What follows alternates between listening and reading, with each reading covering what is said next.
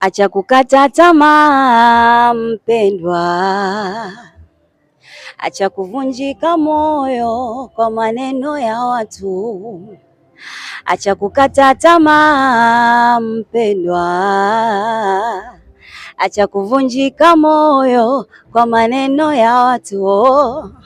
Mungu hachelewi wala hawai, huyu Mungu hachelewi wala hawai, anatenda kwa wakati wake, usipozimia moyo.